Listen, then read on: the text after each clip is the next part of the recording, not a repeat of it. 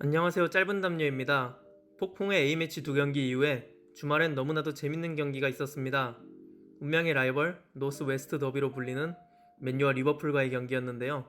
경기 결과에 따라 솔샤르 감독의 입지가 위험할 수 있었습니다만 맨유가 좋은 경기력을 되찾으면서 우선은 일단락 될 듯 합니다. 반면 리버풀은 막판에 터진 골로 패배는 면했지만 8연승을 거두면서도 그동안 8연승에 걸맞는 활약을 보여주는 느낌은 아니었는데요. 이번 맨유와의 경기에서는 더더욱 졸전을 보여주며 양팀이 최근 기세와는 다른 양상을 보여줬습니다. 비록 무승부로 끝이 났지만 정말 재미있는 경기였습니다. 그럼 선발 라인업부터 알아보겠습니다. 맨유의 라인업입니다. 부상 우려가 있었던 데헤아가 선발로 나왔습니다. 또한 미리 발표된 라인업과는 다르게 티앙제브가 워밍업 중에 엉덩이를 다치면서 급하게 포메이션을 바꿨습니다. 로어를 투입하면서 3-4-2-1 포메이션을 만든 것인데요. 4-2-3-1을 즐겨 쓰던 솔샤르가 3백을 꺼내 든 것은 다소 의외였습니다. 최전방 3톱도 큰 변화가 있었습니다.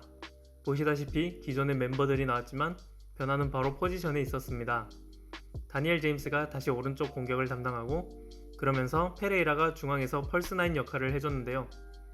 래시포드와 제임스의 빠른 스피드를 극대화하기 위해서 측면에 두 선수를 배치한 것에 따른 결과로 보입니다. 그럼 원정팀 리버풀의 라인업 보시겠습니다. 리버풀은 오랜만에 알리송이 복귀하면서 최정예로 나오려고 했으나 살라가 부상으로 빠지면서 오리기가 나온 것이 변수였습니다. 물론 맨유의 선수들 또한 많은 선수들이 A매치를 소화하고 왔습니다만 리버풀 선수들이 좀 더 A매치의 여파가 큰 듯 보였습니다. 우선 맨유의 선제골입니다.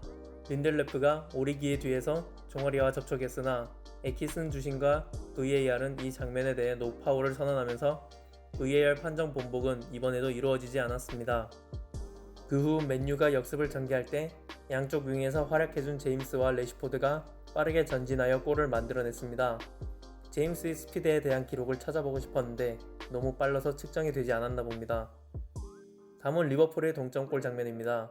맨유가 후반 막판에 접어들면서 1점 차를 지키기 위해 양쪽 윙백을 내렸는데요. 그렇기에 적극적으로 공격에 가담한 리버풀의 양쪽 풀백을 마크할 사람이 없어지면서 리버풀은 적극적으로 얼리 크로스를 시도했습니다.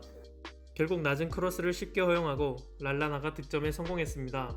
이 과정에서 랄라나를 마크하던 로호가 볼을 걷어내기 위해 앞으로 달려갔지만 볼을 걷어내지 못했던 것이 결정적이었다고 생각합니다.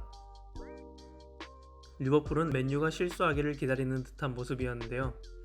맨유는 기동력이 좋은 선수들을 필두로 전방에서부터 적극적으로 밀어붙이는 압박을 펼쳤습니다. 이 과정에서 기존에 유연하지 못했던 공격진의 위치는 스위칭과 함께 유연하게 압박을 펼치면서 리버풀을 괴롭혔습니다. 맨유가 공격 시에는 마찬가지로 스피드를 활용한 간결한 전개를 보여줬습니다. 맨유가 이례적으로 3백으로 나왔지만 리버풀이 다소 소극적인 형태로 임했기 때문에 윙백들이 올라올 수 있었는데요. 덕분에 측면에서의 빌드업이 평소와 다르게 원활하게 이루어졌습니다. 다만 지금 장면과 같이 빌드업을 할 때 완비사카가 윙백으로 나왔기 때문에 수비 시에 측면으로 상대를 몰아가면서 압박을 잘하는 리버풀을 상대로 이렇게 풀백의 위치에서 내려와 공을 받게 되면 전진하면서 쉽게 측면으로 몰릴 수 있는 위험이 있었습니다.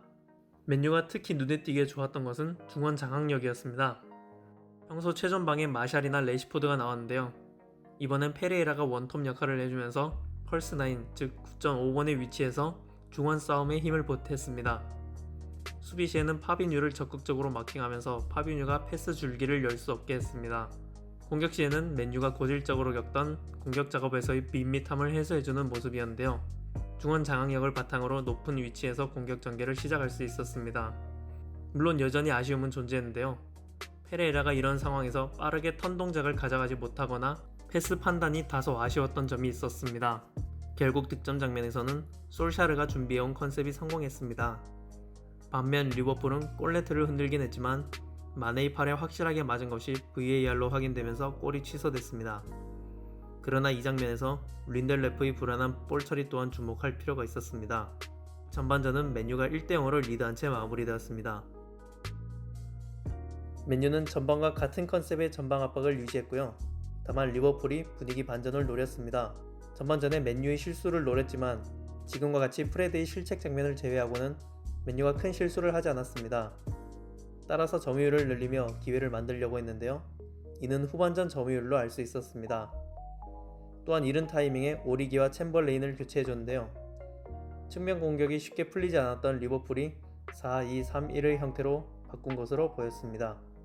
또한 이러한 흐름 속에서 파비뉴 또한 전진하면서 리버풀의 2선 플레이를 맨유가 전반전만큼 막아내지 못하는 모습도 보였습니다. 그러면서 양 풀백이 넓은 위치에서 자유롭게 패스를 주고받기도 했죠. 2선의 오른쪽으로 이동한 핸더슨은 결국 자신의 자리가 아니었기에 윙 자원인 랄라나와 교체됐습니다. 그러나 랄라나가 오버래핑하는 로버트슨과 연계가 다소 부족하며 사인이 맞지 않는 상황도 보였습니다.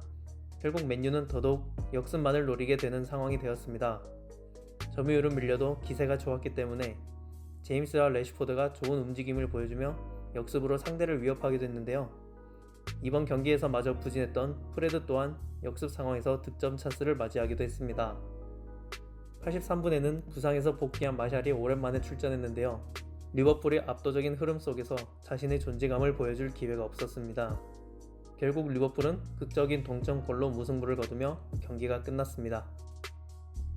최근 양 팀의 분위기로 인해 많은 사람들이 리버풀의 승을 예상했습니다.